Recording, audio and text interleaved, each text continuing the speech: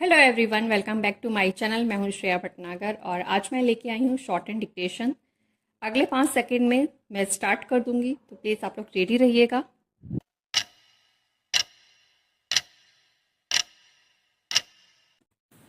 यह आवश्यक ही नहीं, अनिवार्य था कि आवारा कुत्तों की समस्या के संदर्भ में सुप्रीम कोर्ट के संशोधित अंतरिम फैसले के बाद केंद्र सरकार भी अपने स्तर पर सक्रियता दिखाती। उसने सभी राज्यों का 70% आवारा कुत्तों की नसबंदी और उनके टीकाकरण का जो निर्देश दिया, वह समय की मांग है। केंद्र सरकार ने यह निर्देश देते हुए राज्यों को वित्तीय मदद देने का भी आश्वासन दिया है और हर माह आवारा कुत्तों के बंध्याकरण और टीकाकरण की प्रगति रिपोर्ट लेने की भी पहल की है। स्पष्ट है कि अब राज्य सरकारों को इस मामले में गंभीरता का परिचय देना होगा। इसका सीधा अर्थ है कि स्थानीय निकायों को अपने हिस्से की जिम्मेदारी का निर्वाह करना होगा। यह किसी से छिपा नहीं कि आवारा कुत्तों की समस्या का समाधान करने के मामले में स्थानीय निकाय एक बड़ी हद तक अक्षम और असफल ही साबित हुए हैं। इसी कारण इस समस्या ने इतना गंभीर रूप लिया।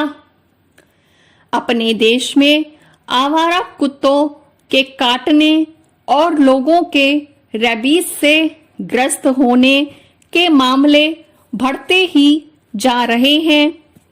एक आंकड़े के अनुसार देश में प्रति वर्ष रेबीज से संक्रमित कुत्तों के काटने के कारण मरने वालों की संख्या 18 से 20 हजार के बीच है और स्पष्ट है कि यह सही संख्या नहीं है, क्योंकि न जाने कितने मामले दर्ज ही नहीं होते।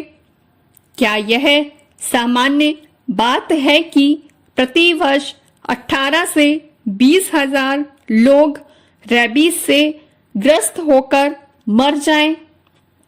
ध्यान रहे कि इनमें एक बड़ी संख्या बच्चों और किशोरों की होती है। समझना कठिन है कि आवारा कुत्तों के संदर्भ में सुप्रीम कोर्ट के संशोधित आदेश पर कुछ कथित पशु प्रेमी लोग और संगठन असंतोष क्यों व्यक्त कर रहे हैं। असंतोष तो उन्हें व्यक्त करना चाहिए जो इससे चिंतित हैं कि क्या देश भर के नगर निकाय आवारा कुत्तों का बंध्याकरण और टीकाकरण कर पाएंगे। इससे भी बड़ा प्रश्न यह है कि क्या वे आक्रामक और रेबीज ग्रस्त कुत्तों को आश्रय गृहों में रख पाएंगे।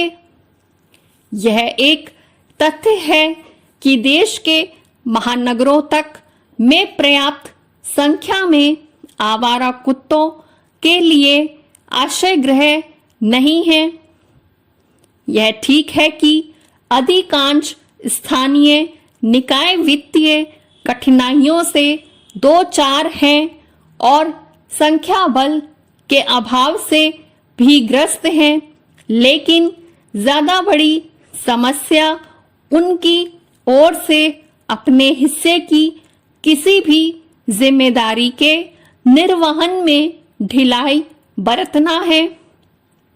इसी कारण हमारे छोटे बड़े शहर अनेक समस्याओं से ग्रस्त हैं। इनमें से एक समस्या आवारा कुत्तों के आतंक की भी है।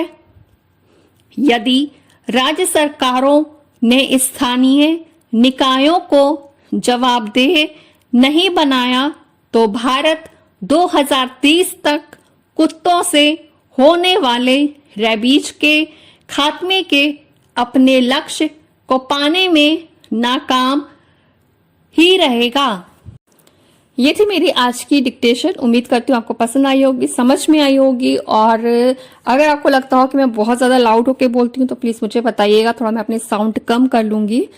वैसे डिक्टेशन जो बोलने का जो तरीका होता है थोड़ा सा लाउड ही होता है, ताकि सबको क्लियर सुनाई दे, समझ में आनी चाहिए, लिखते बननी चाहिए, इस तरह से स्पष्ट होने चाहिए शब्द।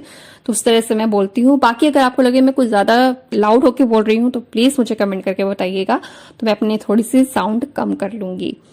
तो बस यही कहूंगी, वीडियो पसंद आ रहे हो, डिक्टेशन पसंद आ रही हो तो प्लीज लाइक कीजिएगा। मैं इसको बार बार वीडियो बोल देती हूँ, तो आप लोग वीडियो ही समझिएगा इसको। अगर डिक्टेशन पसंद आ रही हो तो प्लीज लाइक कीजिएगा, शेयर कीजिएगा और चैनल को सब्सक्राइब कीजिएगा। चैनल पे यूं ही बने रहिएगा।